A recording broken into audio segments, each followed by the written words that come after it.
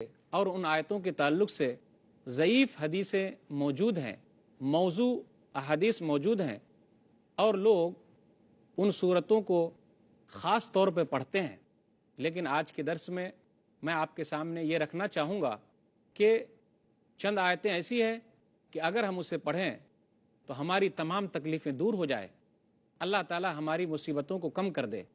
کچھ لوگ ایسے ہیں جو سورہ یاسین کی فضیلت بیان کرتے ہیں، صحیح حدیث میں اس کی فضیلت نہیں آئی ہے، ضعیف حدیث میں اس کے بارے میں آیا ہے، جس پر عمل کرنا صحیح نہیں ہے۔ اسی طرح سورہ واقعہ کے تعلق سے ہمارے درمیان یہ بات مشہور ہے کہ جو کوئی بھی آدمی رات میں سورہ واقعہ کو پڑھتا ہے تو صبح وہ محتاج نہیں رہے گا۔ یہ حدیث بھی ضعیف ہے، موضوع ہے۔ علامہ البانی رحمہ اللہ نے اس حدیث کو ضعیف کہا ہے۔ اسی طرح کہتے ہیں سورہ یاسین قرآن کا دل ہے، یہ بھی حدیث صحیح نہیں ہے۔ اسی طرح ہم اور آپ میں سے بہت سارے لوگ سورہ رحمان کی تلاوت کرنا زیادہ اہم سمجھتے ہیں، اس کے تعلق سے بھی صحیح احادیثوں میں نہیں آیا ہے۔ اسی طرح سورہ جن کے تعلق سے بھی لوگوں میں شاید کہ یہ غلط فہمی پائی جا رہی ہے کہ سورہ جن پڑھ لینے سے جنات قبضے میں آ جاتا ہے، تو اس کے تعلق سے بھی صحیح احادیث موجود نہیں ہے۔ صحیح احادیث کی روشنی میں چند صورتوں کی فضیلت جو میں آپ کے سامنے رکھنا چاہ رہا ہوں وہ یہ ہے سورہ فاتحہ کی فضیلت۔ سورہ فاتحہ یہ ام القرآن ہے، قرآن کی ماں ہے، یہ 7 مثانی ہے، 7 بار بار دہرائی جانے والی آیت ہے، یہ قرآن عظیم ہے۔ سورہ فاتحہ رقیہ ہے، دم ہے، جھاڑ پھونک ہے۔ سورہ فاتحہ صلاۃ ہے، دعا ہے۔ سورہ فاتحہ کی فضیلت بیان کرتے ہوئے نبی صلی اللہ علیہ وسلم نے ارشاد فرمایا، صحیح بخاری کتاب و فضائل القرآن کتاب نمبر 66 حدیث نمبر 5006، نبی صلی اللہ علیہ وسلم نے سعید بن معلہ رضی اللہ تعالیٰ عنہ سے کہا، الا اعلمک اعظم سورۃ فی القرآن،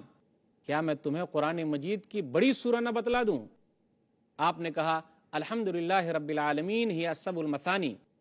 کہ الحمدللہ رب العالمین 7 بار بار دہرائی جانے والی آیتیں ہیں،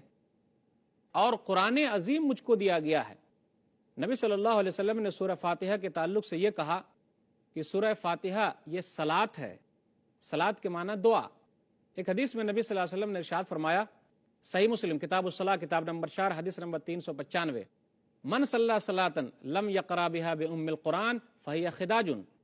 جس آدمی نے نماز پڑھی اور اس نے قرآن کی ماں یعنی سورہ فاتحہ نہیں پڑھا، اس کی نماز ناقص ہے۔ آگے نبی صلی اللہ علیہ وسلم نے ارشاد فرمایا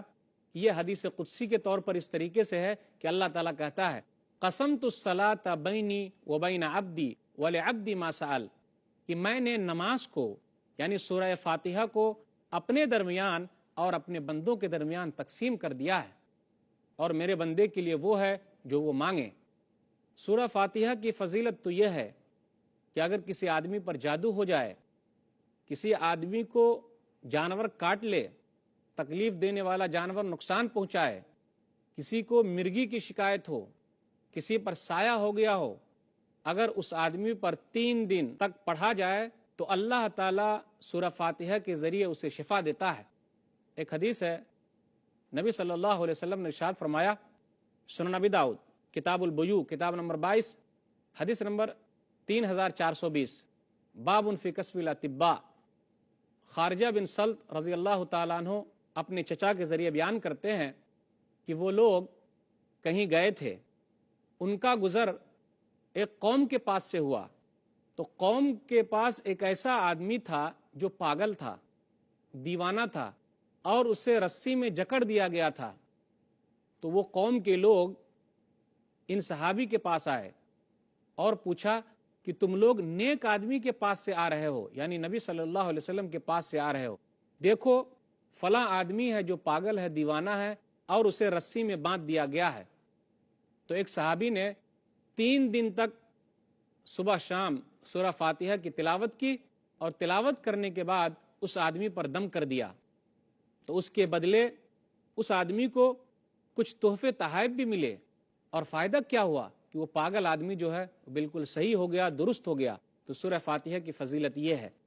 اب وہ لوگ مال لے کر نبی صلی اللہ علیہ وسلم کے پاس آئے، تو نبی صلی اللہ علیہ وسلم نے کہا، کل فلا امری لمن اکل برقیت باطل لقد اکلت برقیت حق، کھاؤ اس کی قسم جس کے ہاتھ میں میری عمر ہے، تم نے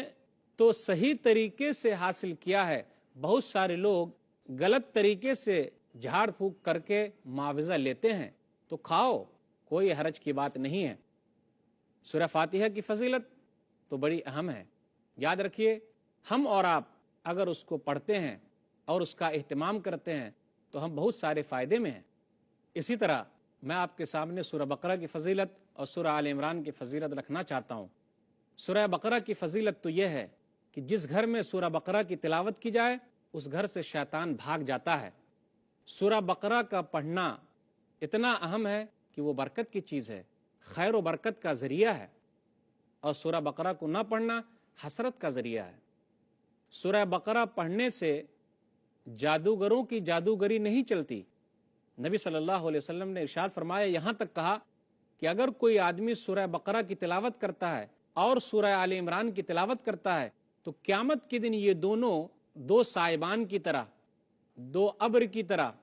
اور پر پھیلائے ہوئے پرندوں کے بازو کی طرح قیامت کے دن آئیں گے اور اللہ تعالیٰ کے دربار میں اپنے پڑھنے والوں کے لیے سفارش کریں گے۔ نبی صلی اللہ علیہ وسلم نے ارشاد فرمایا، صحیح مسلم کتاب صلاۃ المسافرین کتاب نمبر 6 حدیث نمبر 780،